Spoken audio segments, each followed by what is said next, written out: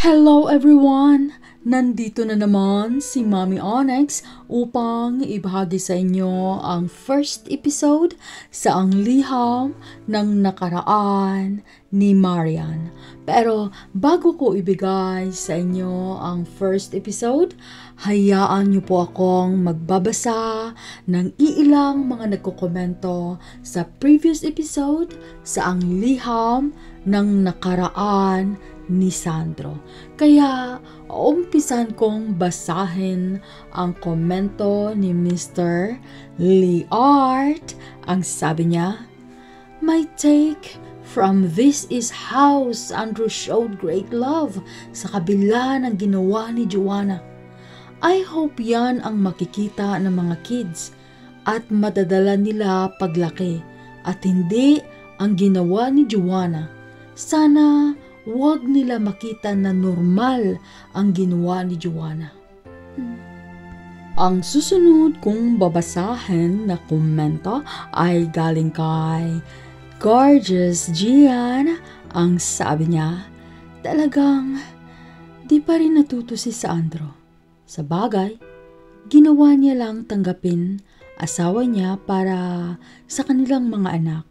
Sana huwag na ulit tanggapin at mamuhay na lang sila ng tahimik na kanyang mga anak." Ang susunod kong babasahin na komento ay galing kay Helen's Vlog Official. Ang sabi niya, "Great job, Mommy Onyx.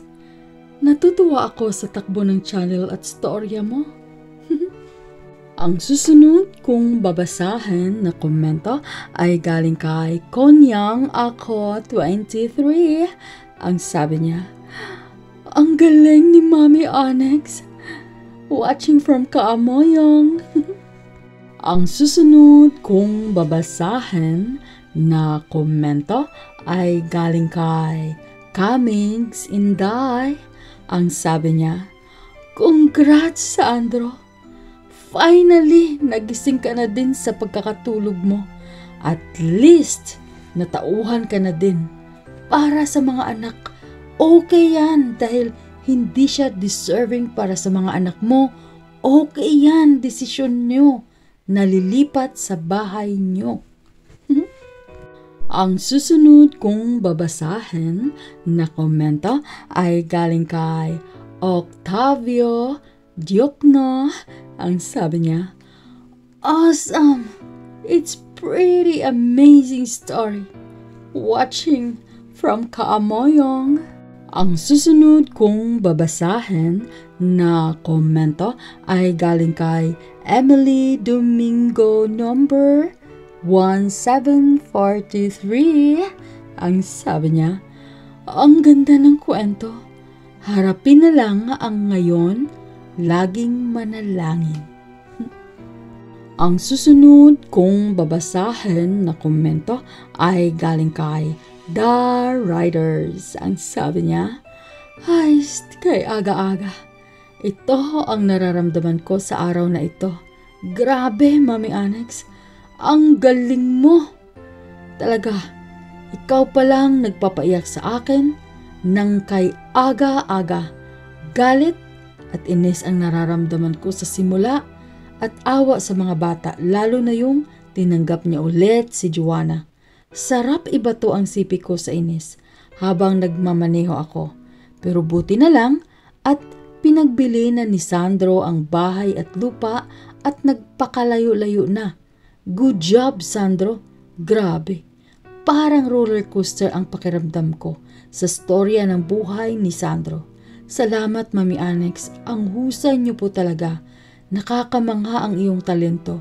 God bless your channel, Mommy Onyx. Heart." And now, the next comments that I'm going to read is from Miss Kayak 7 Seas. She said, "Miss Onyx, cherry blossoms flowers are everywhere. Now all our petals on the grounds and waterway. Spring awakens with a chatterbox of greens. We celebrate." Ang susunod kong babasahin na komento ay galing kay Kitty G Kitchen. Ang sabi niya, Premiere watching daan po. Heart! Congratulations, Sandro. At sa huli, minahal mo din at nirespeto mo ang sarili mo. Heart! Sana makatagpo kayong mag-ama ng tunay na nagmamahal sa inyo. Pray lang palagi. God bless. Pray. Salamat po, Mami Annex, sa pagbuo ng pagkagandang storya ni Sandro. Galing mo po. Heart. Bravo. Stay safe. God bless you po. Pray. Ayan, maraming salamat po sa lahat na nagkomento sa final episode sa ang liham ng nakaraan ni Sandro. Sana hindi po kayo magsasawang tangkilikin ang programa ni Mami Annex. Kaya hindi ko na patatagalin. Ibigay ko na sa inyo ang first episode sa ang liham ng nakaraan ni Marian. Eto na!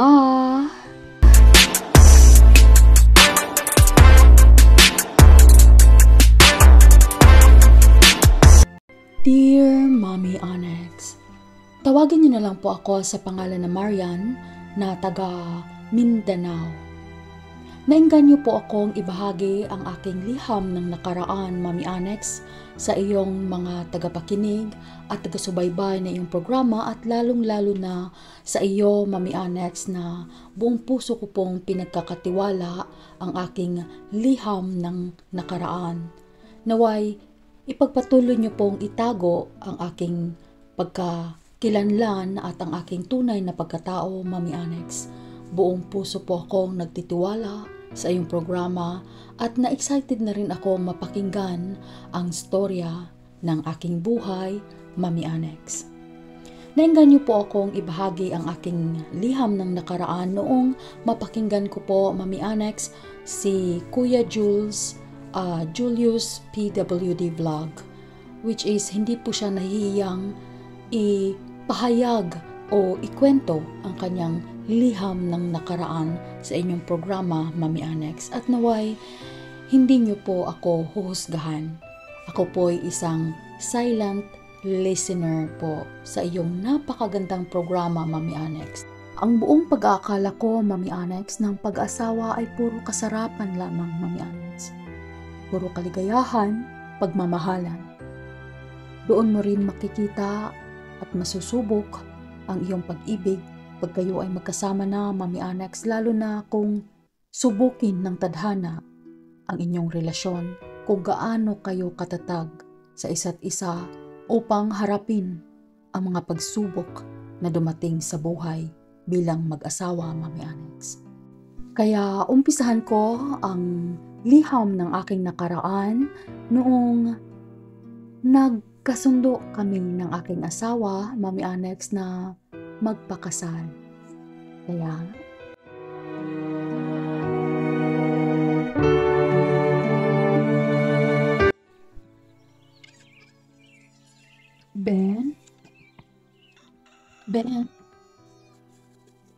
Ben, gising ka na.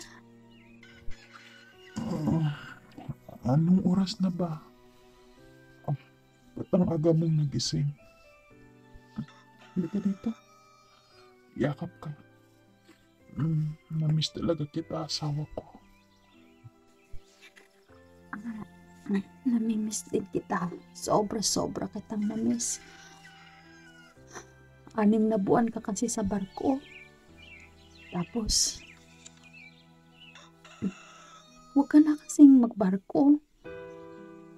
Naipon ko naman na yung pera na pinapadala mo sa akin.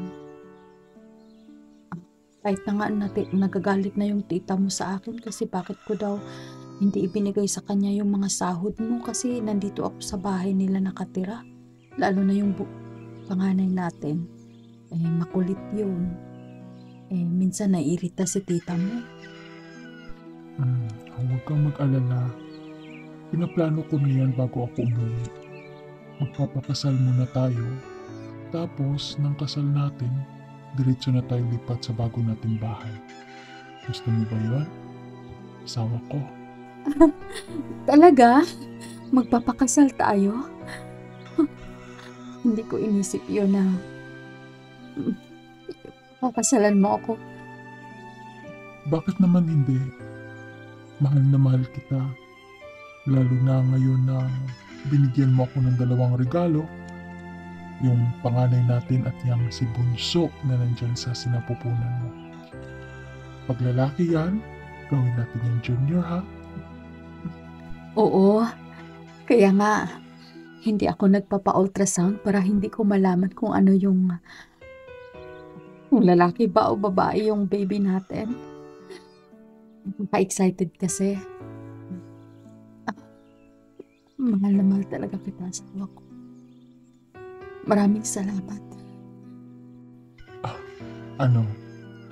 Halika.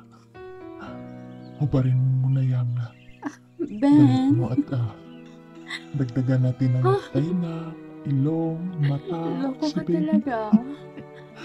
Ben naman. Namimiss talaga kita. Ako din, Ben. Ah.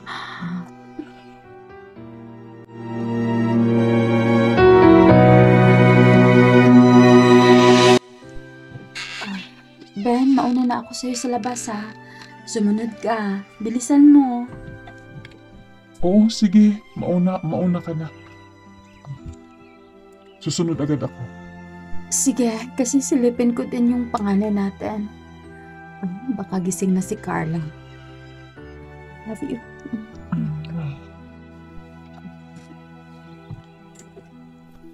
Silipin ko muna si Carla. Gising na. Isabay ko na lang siya dalhin sa kusina.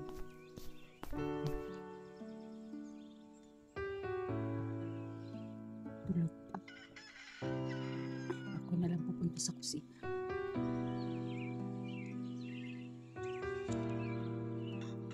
Gising na si tita.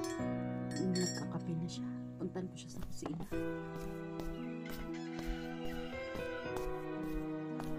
Oh, Marian. Balik ka na dito. Nasaan na ba yung asawa mo? Magkape na kayo. Susunod na ho siya, tita.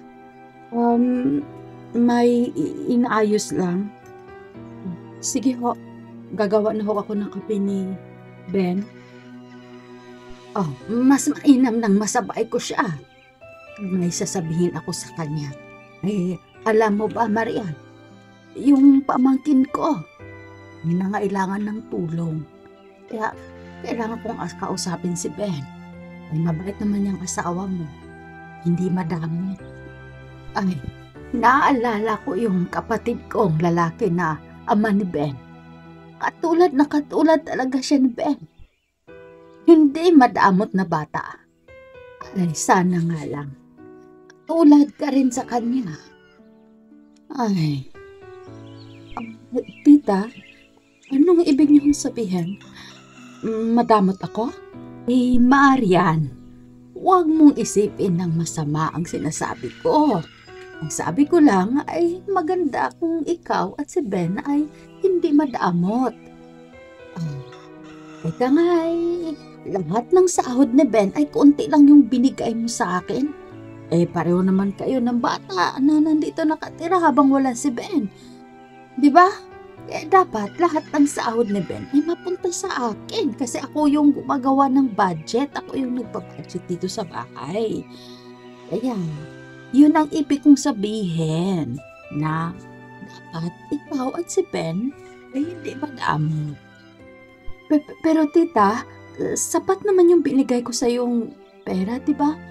Kasi ako lang naman at si Carla ang nandito at hindi po kami magastos. Hindi po marami yung kinakain namin. At meron pa kaming plano ni Ben kaya ako nag-iipon, tita. Plano? Anong plano niyo ni Ben? Ha? Ikaw talagang pahama ka. Kaya nga hindi kita gusto para kay Ben. Tita? Ha? Good morning, tita. Mahal?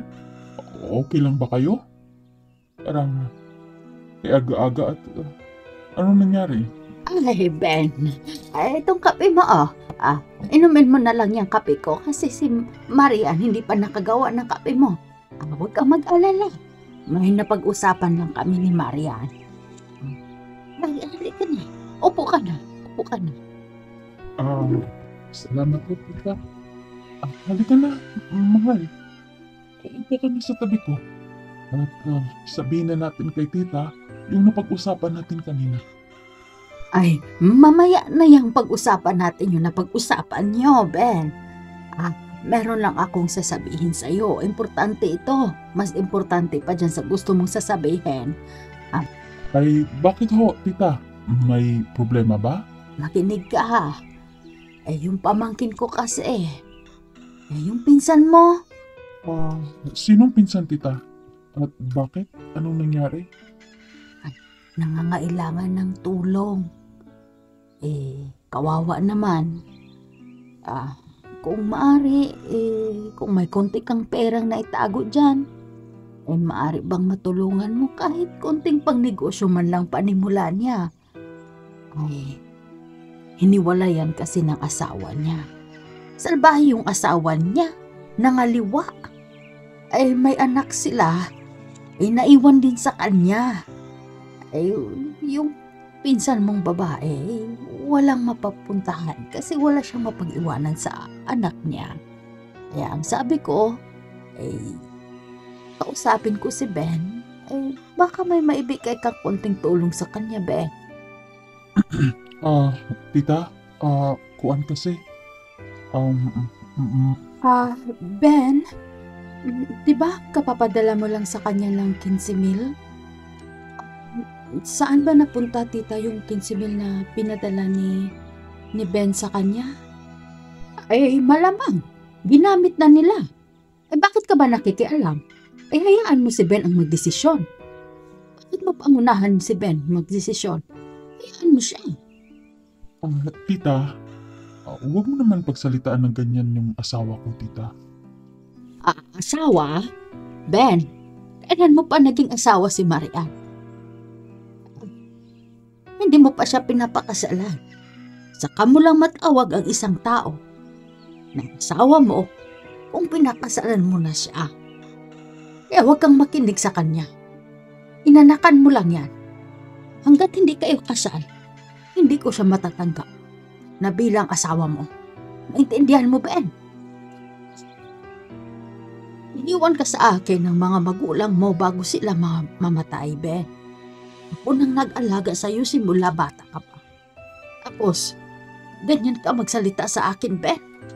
Hindi ka nakikinig sa akin at pinagsabihan mo ako na huwag ko siyang kausapin ng ganyan. Hindi kita ganyan pinapalaki, Ben. Hindi porket may sarili ka ng trabaho.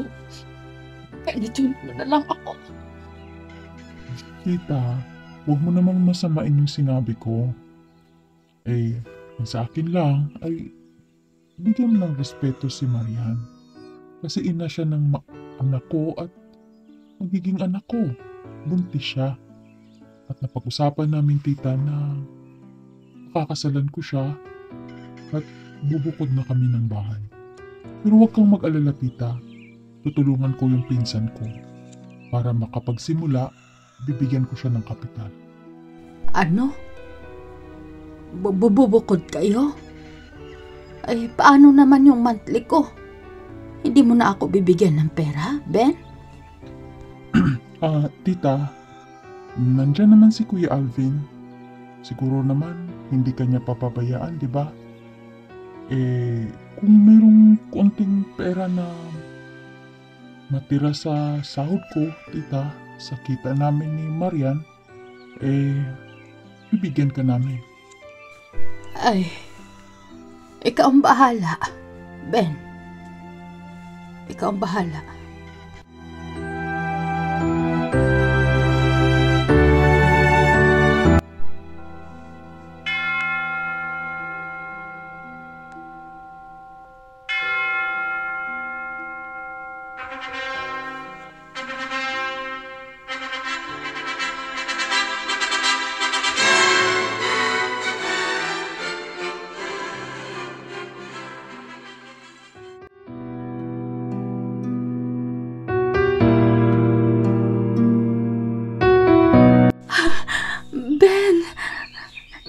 ito yung bahay natin. Wow! Ang ganda, Ben. Hindi ko lubos maisip na pinaghandaan mo na pala lahat. Nabili mo na pala lahat. Tsaka, meron tayong mini store sa baba. Naku, Ben. Hindi talaga ako nagkamali na ikaw yung maging asawa ko. Masayang masaya ako, Ben, kahit malayo ako sa pamilya ko. Kahit dinala mo ako dito sa Cotabato, Ben. Sobrang saya ko. Salamat, Ben, ha? Marian, mahal, ano ka ba? Mahal kita. Mahal ko kayo ng mga anak natin. Lalo na yan si Bunso ay parating na. Eh dapat, pagdating niya, meron na tayong sariling bahay. Meron na tayong mas tawag na sariling atin. Mahal na mahal kita. Kayo ng mga bata. Kaya, talagang pinaghandaan ko. Pamilya na tayo. Mag-asawa na tayo. Kaya pasensyahan mo na lang yun si tita. Tatay, nanay, dito na ba tayo titira? Pagdating ni Bunso, dito na ba tayo titira? Kasama ho pa natin dito si Lola Kikang? Carla, dito na tayo titira. Binili ang bahay na ito ng tatay mo.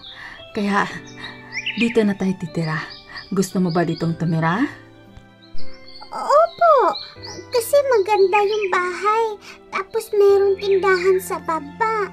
Hindi kagaya doon kina Lola Kikang, ang layo ng tindahan. Tapos lagi siya nagagalit sa atin. Carla, anak. Hindi ka napapagalitan ng Lola Kikang mo. Dahil dito na tayo titira at si Lola Kikang ay hindi kasama dito sa bahay na titira. Naintindihan mo? Kaya hintayin na lang natin si Bunso na dumating, ha? Si Tito Alvin po, dito din ho ba titira? Hindi. Tayo lang dito ang titira. Kaya, huwag kang mag-alala sa kanila. Okay lang sila doon, okay? Nahala, sige na. Tulungan niyo na lang ako dito sa kusina. At, Carla, i-unpack mo na yung mga damit mo doon sa kwarto mo, ha? Ikaw na ang mag-ayos, ha? Dahil maghahanda si nanay at tatay doon sa kusina para maaga tayong magdi-dinner. Kasi bukas, maaga din tayong gigising kasi may mga tao na darating para tulungan tayo doon sa groceries natin sa mini store. O, diba gusto mo yon? Opo. Sige ho. Nay, tay, punta na ako sa kwarto ko, ha? O, sige anak. Sige na. Ate, kami na ho ang magbubuhat dyan. Nandyan naman si Bandolf. Kami na magbuhat yung mga mabibigat na nasa plastic. Kami na rin ang mag-a-arrange dyan sa store nyo po. Huwag ho kayong masyadong magbubuhat. Nahala, sige, Carlo. Kayo nang bahala ni Bandolf dyan. Mahal, kailangan siguro nating magdagdag ng mga tauhan dito. Kasi marami pa tayong dapat i-arrange eh. At kung ma-arrange na lahat yung nasa tindahan natin, pwede na tayong magbawas ng tao. Sa ngayon lang kailangan nating magdagdag. Sang-ayon ka ba dun? Ay, kuya, kung magdagdag kayo ng tao, meron akong gustong ipasok sana, kuya. Kahit man lang matulungan siya na makapagtrabaho at may kunting sweldo, kuya. Ay, dito pala kayo lumipat ng bahay. Ben. Oh, tita, napasyalo kayo. Ay, Ben. Nalulungkot ako doon sa bahay. At saka si Kuya Alvin mo ay pumunta sa ibang lugar. May asikasuhin daw siya. Okay lang ba, Ben, na dito muna ako titira? Walang problema yan, tita. Naku, ikaw pa. Mahal, pangsamantalang dito muna titira si tita, ha? Kasi medyo nalulungkot siya doon sa bahay. wala naman daw doon si Kuya Alvin. Kaya okay lang ba? Ay bakit kailangan pa ng approval ni Marian? Ay, hayaan mo na lang muna akong tumira dito, Ben. Di ba, Marian? Kailangan pa bang mag-approve ka, Marian? Ay, wala nga akong reklamo nung nandun kayo nakatira sa bahay. Hindi pa, Ben? Mahal, wala naman sigurong problema, hindi ba? Malapit ka ng mga anak nang makatulong naman at may kasama ka dito sa bahay pag wala ako. Okay lang ba, mahal? Kung yan ang gusto mo, Ben, sige, wala naman problema sa akin. Oh, ito na ba yung mini-mart nyo?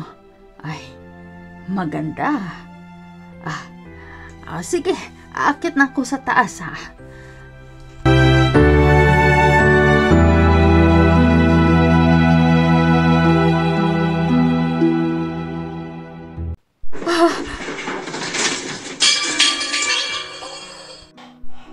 Marian! Marian! Marian! Lumaban ka! Wag! Marian! Tita, ano hindi ko nangyari? sinasadya. Tumawag ka ng ambulansya. Oo.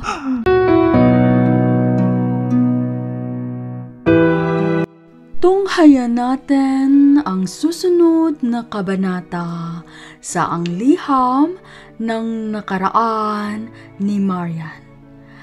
Maraming salamat sa inyong lahat. God bless everyone. Bye-bye!